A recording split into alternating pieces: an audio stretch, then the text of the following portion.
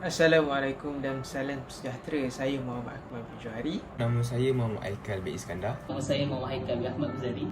Dan saya Muhammad Firdaus bin Mansur.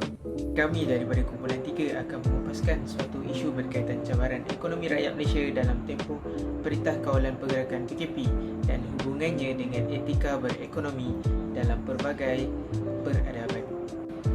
Disebabkan kes penularan yang semakin meningkat, pergerakan rakyat mula terbatas di sepanjang tempoh PKP berkuat kuasa, di mana seluruh rakyat diarahkan oleh pihak kerajaan supaya kekal di rumah sahaja serta memberhentikan segala aktiviti melibatkan politik, sosial dan ekonomi secara menyeluruh.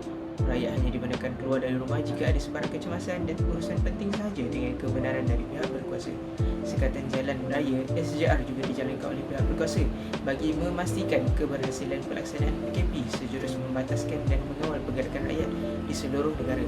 Pelaksanaan ini membawa kepada pelbagai cabaran dan rintangan terhadap rakyat Malaysia, termasuklah dari aspek sosial, emosi dan ekonomi rakyat. Walau bagaimanapun, rakyat Malaysia tetap teguh menghadapi cabaran ini secara beretika dengan mengamalkan konsep kita jaga kita. Oleh itu, cabaran ekonomi rakyat Malaysia dalam tempoh Perintah Kawalan Pergerakan dan hubungannya dengan etika berekonomi akan diuraikan dengan terperinci. Sebagaimana yang kita ketahui, dunia telah dikejutkan dengan suatu bencana penularan wabak penyakit berbahaya yang boleh membawa kepada maut pada penghujung tahun 2019, iaitu novel coronavirus. Kes pertama COVID-19 yang dapat dikesan di Wuhan, China sekitar November 2019 telah membawa kepada pelbagai masalah dan cabaran yang perlu dihadapi bukan sahaja di Malaysia, malahan di peringkat globalisasi. Penyakit ini yang berebak secara mendadak ke pelosok dunia membuatkan kebanyakan negara mula bertindak dalam mengekang penularan wabak tersebut. Contohnya, kerajaan Malaysia telah melaksanakan Perintah Kawalan Pergerakan PKP di seluruh negara bermula pada 18 Mac 2020 yang diumumkan dalam Keputusan Tan Sri Muhyiddin Yassin. Pertama sekali, kehadiran wabak penyakit COVID-19 tanpa diundang dan tanpa disangka telah memberi kesan yang amat besar kepada seluruh rakyat Malaysia. Penyakit ini telah meragut beribu nyawa sejak pengkhabaran tentang kes kematian pertama yang berlaku di wilayah Wuhan, China pada Disember 2019. Perkara ini bertambah serius apabila penularan penyakit telah meningkat secara mendadak sehingga Pertubuhan Kesihatan Sedunia WHO mengisytiharkan darurat kesihatan awam dengan kes pertama di Malaysia dilaporkan pada Januari 25, 2021. Berdasarkan akhbar berita harian yang bertajuk WHO Isytihar Wabak COVID-19 Pandemik yang diterbitkan pada Mac 2020, menyatakan bahawa Pertubuhan Kesihatan Sedunia telah mengisytiharkan COVID-19 sebagai pandemik sekaligus menegaskan penularan dan keadaan wabak tersebut adalah dalam keadaan yang teruk dan sangat membimbangkan. Virus ini telah menjangkiti lebih daripada 118,000 orang di 114 negara dan merenggut nyawa seramai 4,000 lebih nyawa setakat ini. Malah dijangka angka tersebut bakal meningkat, kata Ketua Pengarah Pertubuhan Kesihatan Sedunia WHO dalam sedaran akhbar. Beliau juga berkata bahawa pihak WHO sangat khawatir dengan tahap penularan dan keadaan wabak COVID-19 yang teruk. Seluruh pihak WHO telah mengisytiharkan penilaian bahawa COVID-19 sebagai satu pandemik dalam kata-katanya kepada wartawan akhbar. Bukan sahaja negara mengalami kemerosotan dalam kestabilan ekonomi, malah impaknya juga dapat dirasai oleh rakyat Malaysia apabila salah satu cabaran utama ekonomi rakyat Malaysia adalah COVID-19 telah mendorong kepada kehilangan sumber pendapatan rakyat semasa tempoh Perintah Kawalan Pergerakan. Pelbagai sektor ekonomi di seluruh negara seperti industri perniagaan, perindustrian, pertanian, pelancongan dan lain-lain telah diarahkan untuk ditutup sepenuhnya oleh pihak kerajaan sehingga menyebabkan majoriti rakyat Malaysia kehilangan sumber pendapatan utama mereka. Bagi mengurangkan kos kerugian yang harus ditanggung, kebanyakan syarikat, terutamanya syarikat kecil-kecilan, terpaksa memberhentikan sebahagian daripada pekerja mereka. Hal ini jelas dapat dilihat daripada satu tulisan akhbar terbitan berita harian menyatakan bahawa berdasarkan satu kajian khas yang telah dijalankan berkaitan kesan COVID-19 terhadap ekonomi dan individu membuktikan hampir separuh atau sebanyak 46.6% daripada 1,608,000 responden yang menyertai kajian ini mengakui telah kehilangan pekerjaan kesan daripada wabak berkenaan. Selain itu, para peniaga yang menjalankan perniagaan secara kecil-kecilan juga mengalami kerugian dan hilang sumber pendapatan apabila tidak dapat menjalankan perniagaan mereka sepanjang tempoh Perintah Kawalan Pergerakan. Keadaan ini tentunya memberi kesan yang amat buruk terutamanya kepada golongan B40 di mana hampir keseluruhan daripada golongan tersebut mula hilang semua pendapatan dan pekerjaan semasa tempoh PKP ini. Kais pagi makan pagi, kais petang makan petang adalah perumpamaan yang sangat tepat bagi menggambarkan keadaan golongan tersebut sebelum tempoh kawalan pergerakan ditetapkan, sejurus menyebabkan kesusahan yang lebih serius apabila segala aktiviti perniagaan mereka harus ditutup. Bagi menyelesaikan masalah yang dihadapi bagi golongan yang terjejas teruk semasa tempoh PKP, solusi utama yang boleh diambil bagi memulihkan ekonomi rakyat Malaysia adalah dengan mencuburi dan beralih kepada bidang kerjaya yang baharu. Memandangkan ramai rakyat yang terjejas apabila ada sebahagian daripada mereka diberhentikan kerja dan tidak dapat menjalankan perniagaan masing-masing dalam meneruskan kelangsungan hidup, terdapat rakyat yang menjadi penghantar makanan seperti GrabFood dan Foodpanda, serta bagi yang tidak dapat menjalankan perniagaan secara fizikal, rakyat mula mengambil inisiatif untuk mula mengembangkan perniagaan mereka melalui perniagaan secara atas talian. Dengan ini terhasil beberapa etika yang dapat diterapkan di dalam kehidupan seharian seperti etika berinteraksi secara atas talian antara penjual dan pembeli serta etika peningkatan kegiatan ekonomi sehari-hari walaupun rakyat menghadapi pelbagai kesukaran sepanjang tempoh pelaksanaan PKP. Akhirnya sekali, rakyat Malaysia tetap menghadapi cabaran ini dengan penuh keteguhan dan beretika dengan mengamalkan konsep kita jaga kita walaupun seberat mana dugaan yang telah dihadapinya.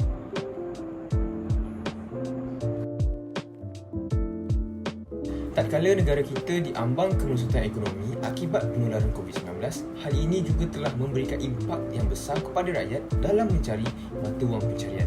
Seperti yang kita tahu, ia adalah masalah pengangguran yang tidak lagi asing yang dihadapi oleh rakyat tempatan di negara ini.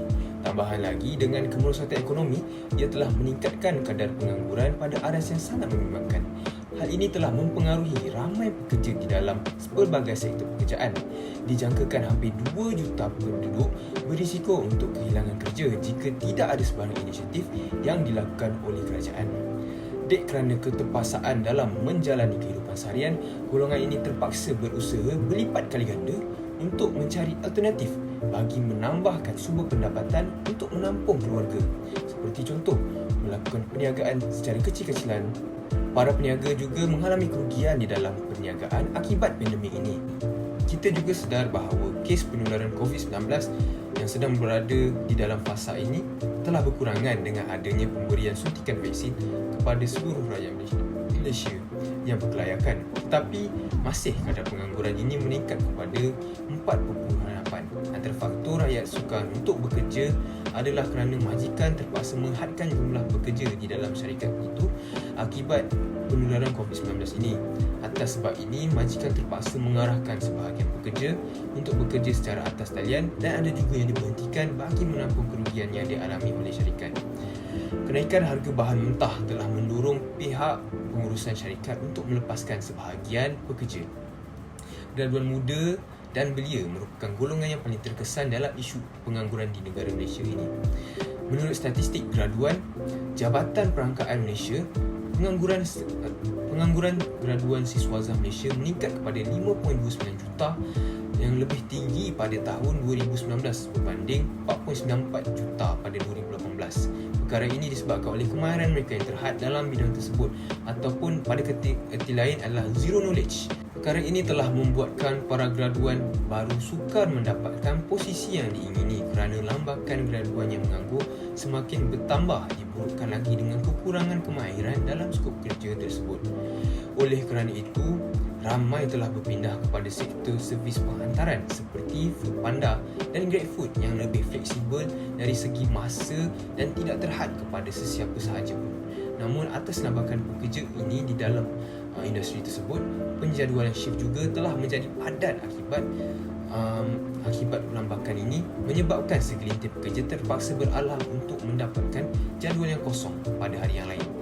Bagi menyelesaikan masalah ini, dasar kerajaan dalam menangani situasi ini adalah dengan mewujudkan skala permintaan pasaran industri yang baru yang lebih besar dengan potensi yang bertahan dalam jangka masa yang panjang. Ini kerana dengan mewujudkan permintaan baharu dalam pasaran pekerjaan, mereka yang menganggur atau lepasan ijazah akan mempunyai peluang yang lebih baik untuk mencari kerja dan kekal dalam sektor itu pada jangka masa yang panjang. Kerajaan harus meningkatkan usaha untuk menambahkan prospek pekerjaan untuk lepasan universiti yang bertujuan untuk memastikan keadilan dalam pasaran kerja negara, khususnya bagi mereka yang dalam kategori B40 yang mempunyai kelayakan yang sederhana ataupun lemah. Kerajaan perlu mengutamakan gig ekonomi dan keusahawanan untuk graduan yang sedang mencari kerja. Mereka juga mungkin ditawarkan kontrak dengan agensi kerajaan dan perniagaan yang berkaitan dengan kerajaan. Cadangan lain adalah dengan menjalankan kelas ke arah kompetensi seperti reskilling dan upskilling bagi mereka yang menganggur maupun lepasan ijazah. Ini bertujuan untuk meningkatkan kemahiran dan kecekapan mereka supaya mudah diterima oleh mana-mana industri sama ada tempatan atau global.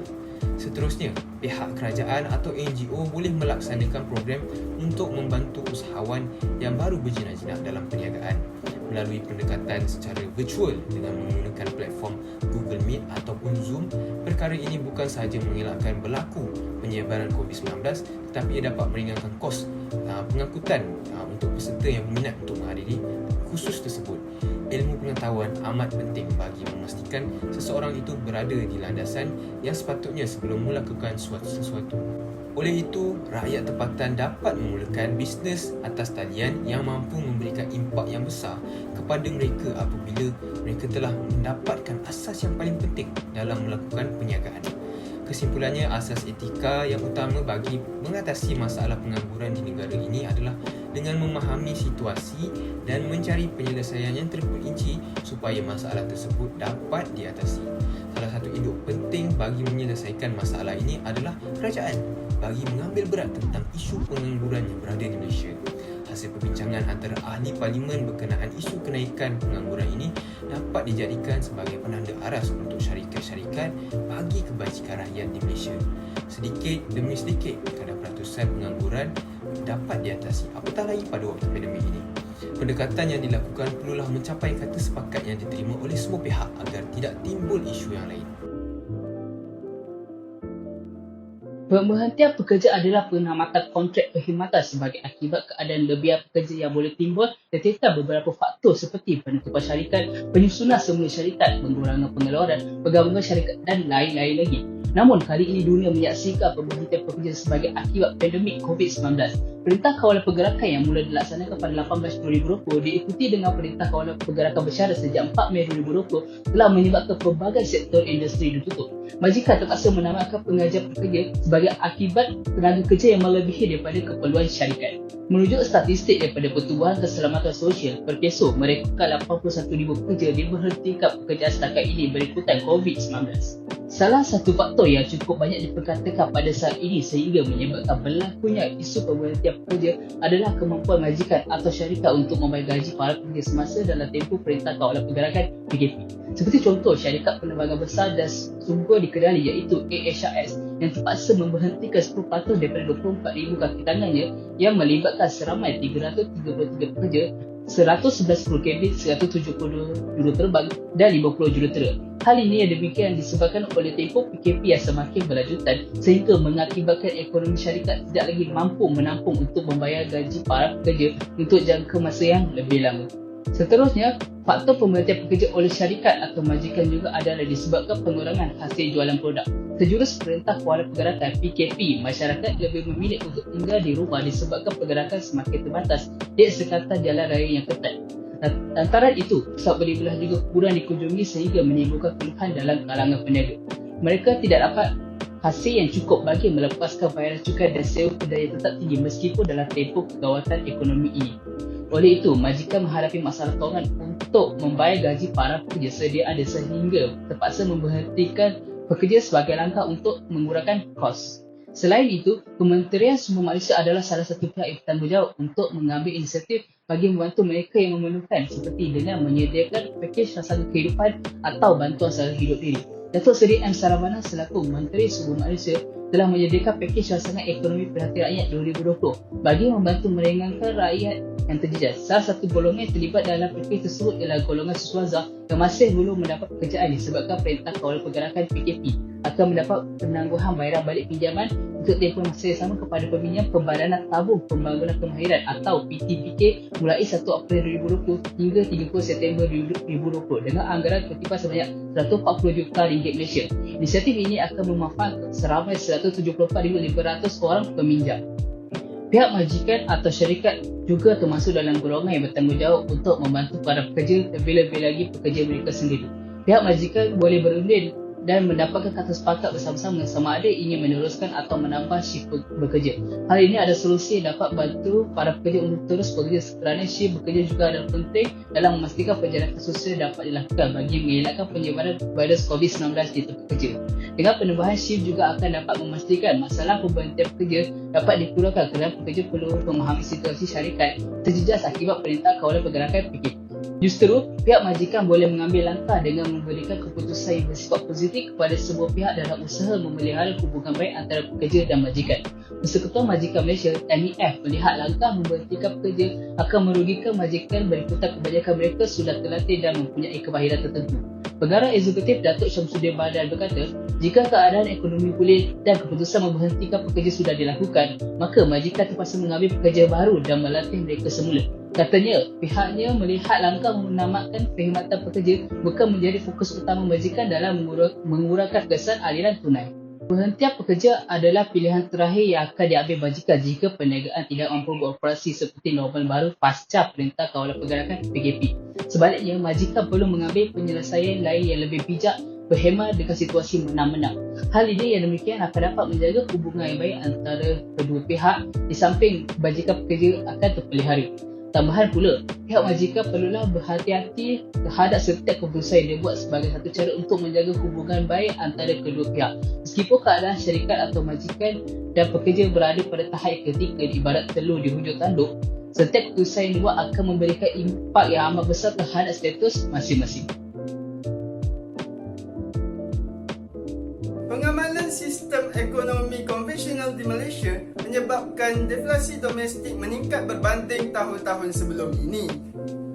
Walaupun deflasi domestik dianggap tidak membimbangkan, namun peningkatan deflasi terhadap subsektor yang terjejas mengakibatkan ramai tenaga kerja menghadapi isu pemotongan gaji.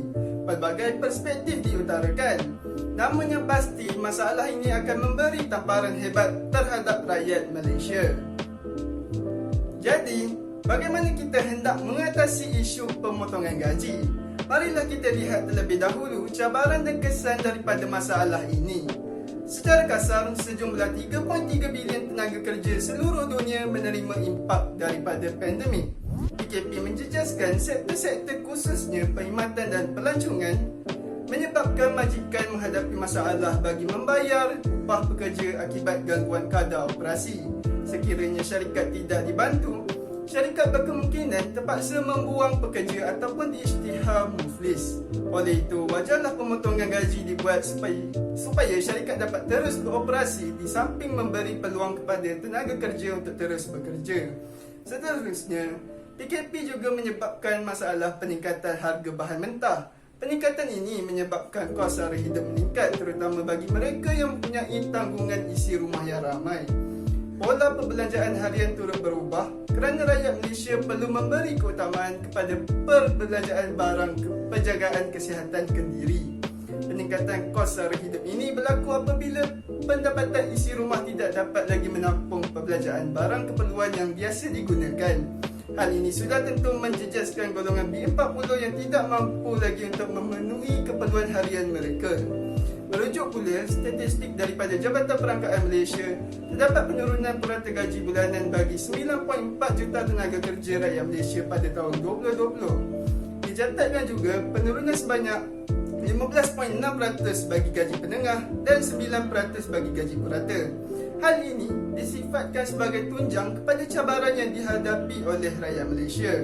Data rasmi ini juga jelas menunjukkan bahawa golongan B40 dan juga M40 menerima pukulan paling besar ketika pandemik melanda. Di sebalik masalah pemotongan gaji, ketika ketika PKP, rakyat Malaysia haruslah mengambil tindakan sewajarnya dalam mengharungi kemelut ini. Antara langkah yang boleh diambil ialah mencari sumber pendapatan sampingan. Langkah ini wajar diambil kerana ia dapat membantu menyokong kewangan isi rumah di samping mengukuhkan lagi simpanan sedia ada.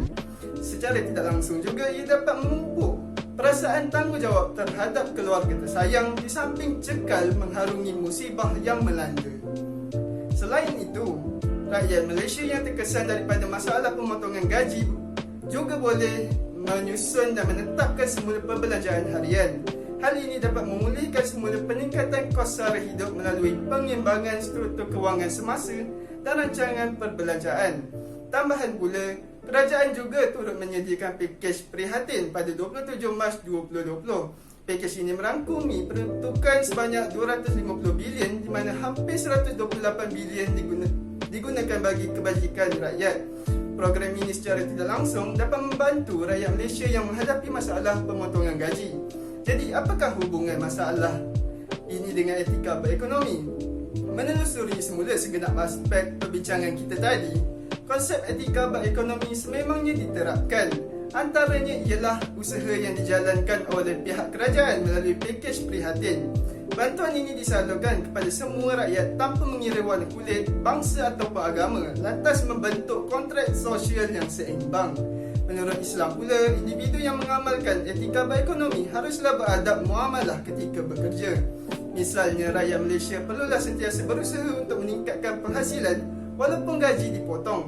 Melalui pematuhan terhadap permintaan syarikat, tenaga kerja mampu membantu sedikit sebanyak terhadap kelangsungan syarikat di samping membaik pulih struktur sosioekonomi lantas memulihkan isu pemotongan gaji kesan daripada PKP. Secara kesimpulan, hasil kajian menunjukkan bahawa terdapat pelbagai permasalahan dan cabaran yang perlu ditemui oleh rakyat Malaysia bagi mengukuhkan ekonomi kendiri khususnya bagi mereka yang terjejas ekoran pelaksanaan Perintah Kawalan Pergerakan PKP dan juga Sekatan Jalan Raya SJR. Berdasarkan analisa dan pelaksanaan kajian yang dilakukan, cabaran ekonomi rakyat Malaysia boleh dibagi kepada 4 bahagian iaitu masalah kehilangan sumber pendapatan, peningkatan kadar pengangguran, pemberhentian pekerja dan isu pemotongan gaji tenaga kerja. Namun demikian, disebabkan permasalahan tersebut, pelbagai langkah yang praktikal boleh diambil untuk menyelesaikan isu-isu yang timbul. Oleh itu, sudah menjadi tanggungjawab kita semua untuk mengamalkan nilai etika yang baik supaya rakyat Malaysia dapat mengani bahu dan cekal menghadapi situasi ini. Akhir kalam, kami, pihak penyelidik mengharapkan agar permasalahan dan isu-isu ini dapat dibendung dengan cara yang paling berhemah dan bijaksana di samping mengetengahkan etika ekonomi yang ideal. Hal ini kerana menjadi adab dan etika warga Malaysia untuk saling membantu dalam menjalani kehidupan masyarakat majmuk tanpa mengira kaum, bangsa dan agama seperti kata pepatah, berat sama dipikul, ringan sama dijinjing. Kami juga berharap semoga penularan COVID-19 ini dapat dibendung sepenuhnya agar rakyat Malaysia dapat menjalani kehidupan seperti sedia kala.